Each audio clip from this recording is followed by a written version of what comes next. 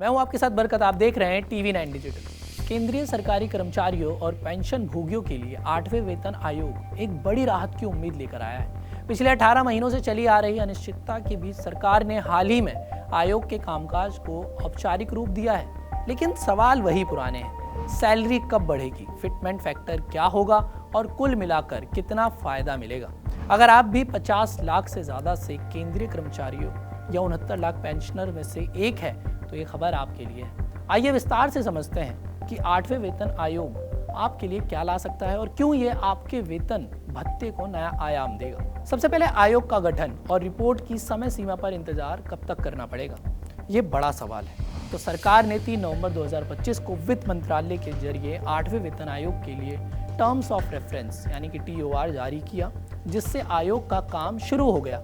नियमों के मुताबिक रिपोर्ट नोटिफिकेशन की तारीख से 18 महीने के अंदर तैयार होनी है, यानी 2027 के मध्य तक सिफारिशें आ सकती हैं। कर्मचारियों को उम्मीद थी कि 1 जनवरी 2026 से लागू होगा और बकाया भी मिलेगा, लेकिन संसद में वित्त राज्य मंत्री ने स्पष्ट किया कि लागू होने की तारीख अभी तय नहीं हुई है। ये देरी थोड़ी निराशाजनक है, लेकिन सरकार ने आश्वासन दिया है कि सिफारिशें मंजूर होने पर तुरंत अमल होगा। कुल 1.19 करोड़ से ज़्यादा लोग जो कि कर्मचारी और पेंशनर इस बदलाव से सीधे प्रभावित होंगे। वही बात करें तो सैलरी हाइक का फॉर्मूला, जिसके कारण फिटमेंट फैक्टर पर उम्मीदें टिकी हुई है। 8वें वेतन आयोग की सबसे बड़ी चर्चा इसका फिटमेंट फैक्टर है, जो सैलरी और पेंशन में वृद्धि का आधार बनेगा। 7वें वेतन आयोग में यह 2.57 था, जिसने अच्छा असर दिखाया।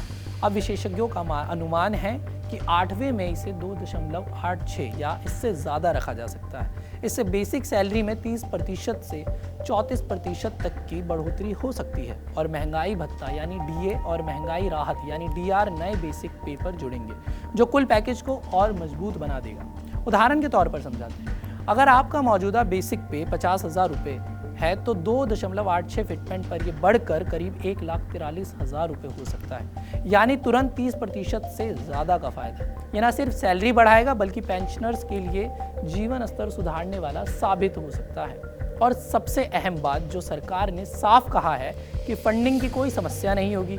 सिफारिशें मंजूर होते ही बजट में पर्याप्त आवंटन होगा। इससे ग्रेड पे और अन्य भत्तों में समय सीमा पर सारी चीज़ें हो जाएंगी, यानी कि HRA TA जैसी सुविधाओं में बढ़ोतरी हो सकती है। कुल मिलाकर औसतन 3 से 4 लाख रुपए का सालाना एक्स्ट्रा लाभ हर कर्मचारियों को मिल सकता है। यह आयोग न केवल वेतन सुधार पर फोकस करेगा बल्कि कार्यदक्षता बढ़ाने और महंगाई से निपटने के उपाय भी सुझाएगा। कर्मचारी यूनियनों की मांग है कि जल्द फैसला हो ताकि 2026 से ही फायदा शुरू हो सके। लेकिन मैं आपको बता दूं कि 8वां वेतन आयोग केंद्रीय कर्मचारियों के लिए एक मील का पत्थर साबित होगा, जो महंगाई के दौर में वित्तीय स्थिरता देगा।